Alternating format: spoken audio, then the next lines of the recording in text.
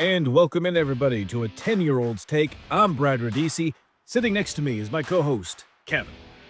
Hello, guys. Kevin, bringing the energy tonight. I love it. He might be a little excited because we did just get back from Tallahassee, where we saw Florida State roll 77 points on East Texas A&M. Kev, the Noles, a little mistake here and there, but they look pretty good overall. Yeah, at the start of the game, I thought they could have done better. We got saved by a few penalties. Also, we were only 3 points away from the record. Yeah. And I think we have the record of the longest point separation. Yeah, the Noles scored 80 in 2013 when they beat Idaho, but that was like 80-14. This game was 77-3. So, yeah, the biggest point differential in Seminoles history. So that was a big game for Mike Norvell, Gus Malzahn, Coach White, and everybody else down there in Tallahassee. Kevin, last episode we talked about Oklahoma and Michigan, and we're going to ask producer Fred. Fred, did we get the picks right? We both took Oklahoma. Good news, guys. You got the pick right.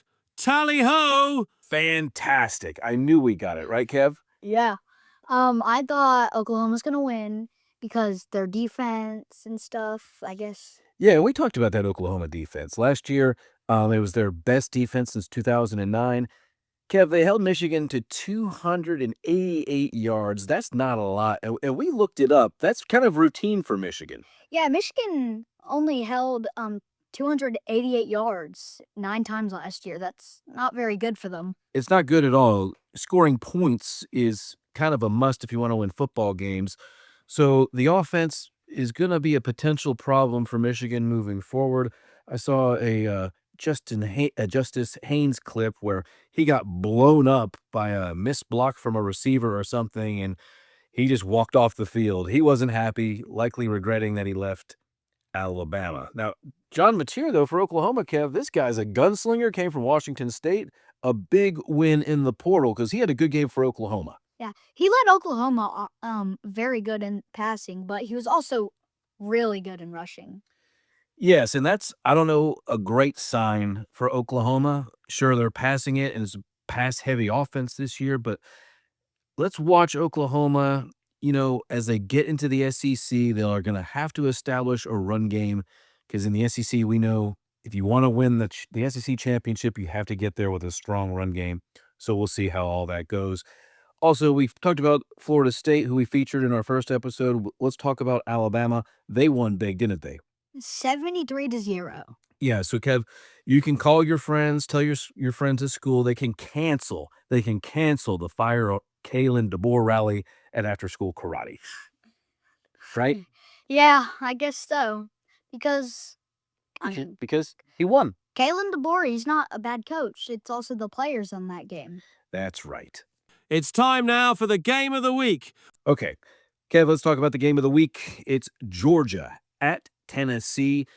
Let's mention a little fun fact here. So in October of 2021, we were sitting around, and at our door was what?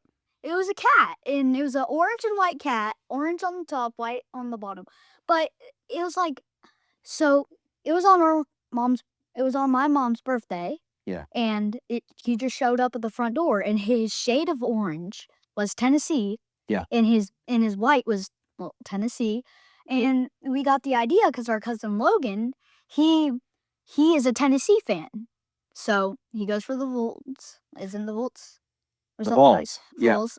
And so we got the idea to name him Logan. Yeah. And our sister and my sister and my older brother call him Gilbert, but I don't think so. They confused the cat with 2 names. He's Logan to us, so yeah, he's familiar with Logan, not Gilbert. Yeah, so Logan the cat. By no means are we Tennessee fans, but we do love cousin Logan, that's for sure. But Kevin, he's a big Tennessee fan, Logan is, and not the cat, the actual person. But Georgia, though, to his chagrin, they've won 8 straight games against Tennessee. The last loss to the Vols for the Bulldogs came in 2016 when, my gosh, you were just 1 year old. Wow. Yeah, so you don't remember the last. I don't remember anything when I was 1 year old. I probably only remember myself when I was like 6. Yeah, you hardly remember when you last took a shower, Kev. But so now Tennessee, though, They're going all checkered in this game. It's always a pretty sight there at Neyland Stadium when they do this. Neyland Stadium might be their kryptonite, or not their kryptonite. It might be their kryptonite for Georgia. They're 21-1 at home since 2022. Again, that only loss coming to Georgia. But Kev, Georgia they're tough to beat. At 4 times last year, they have trailed or tied heading into the fourth quarter, and they won the won. game. They won the game almost every time. So they are a tough team to defeat. 16 times since 2016, they've trailed or gone into the fourth quarter tied, and they have pulled it out. I mean, they're like Jason Voorhees. They just keep coming at you. I have one memory from the year before last year when we were 13-1, and we were 13-0, and they left us out, and we had to play Georgia. So since we didn't get in, all of our players left, and we got smoked. Yeah, Georgia was not down or tied in the fourth quarter in that one. They blew us out. So another fun thing about this game, though, Kevin, for Georgia, Gunnar Stockton, he's their quarterback. He was brought in after Carson Beck went out with an injury last year. Funny enough, those were 2 neutral site games, so this is his first true road game, so we'll have to watch that. For Joey Aguilar, the Tennessee quarterback, this could be possibly the biggest game of his life. He's a transfer, kind of an interesting road to Tennessee. He transferred to UCLA, then UCLA got Nico, so he came to Tennessee. So they've been playing, I guess, the trade game there out in Tennessee. But for me, Kevin, the big stat for this game is this. Tennessee is 30-2 when they rush for more than 200 yards in the game. Oddly, they haven't run for 200 on Georgia in a decade, but the numbers are growing for Tennessee. In 23, they gave up 130, Georgia did. In 24, 146. So that Georgia defense lost a whole bunch in those years, and it's not what it used to be, is it? No. They didn't lose either of those games. That's right. They didn't. But you know what? Georgia did last year give up 200 yards twice in 23, but you mentioned they didn't lose any of those games. But it's going to be interesting to watch. I know coaches don't go in saying, hey, I have to hit 200 yards, but when Tennessee, that's their magic number.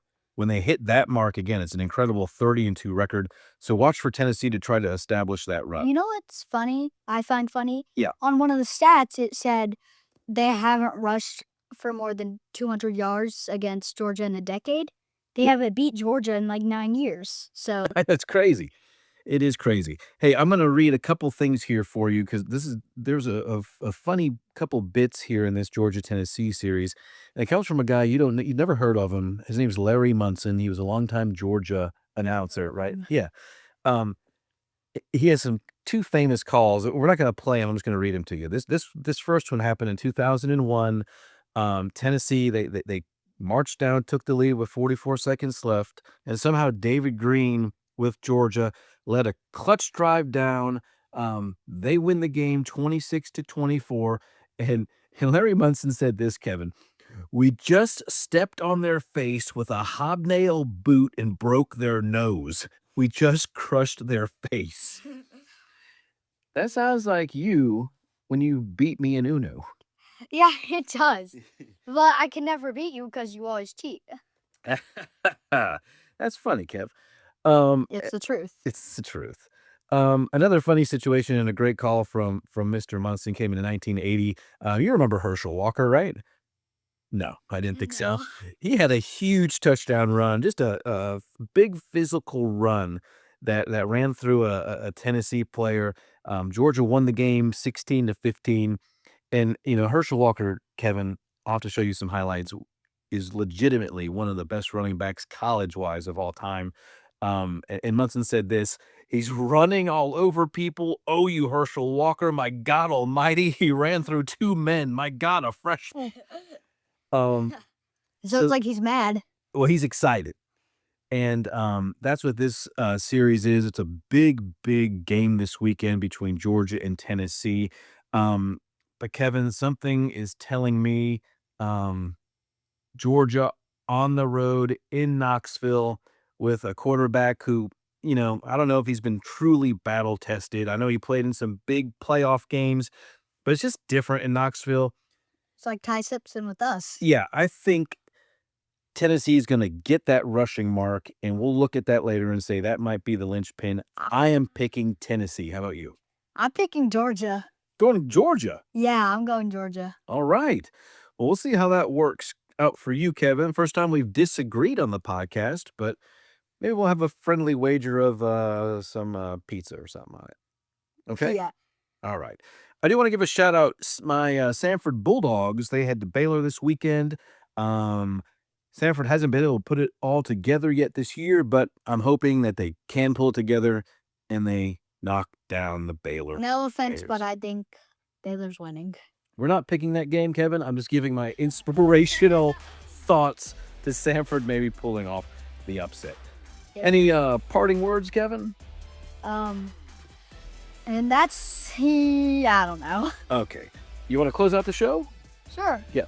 And that's me and Brad signing off of your own 10-year-old's takes. Please leave comments down below.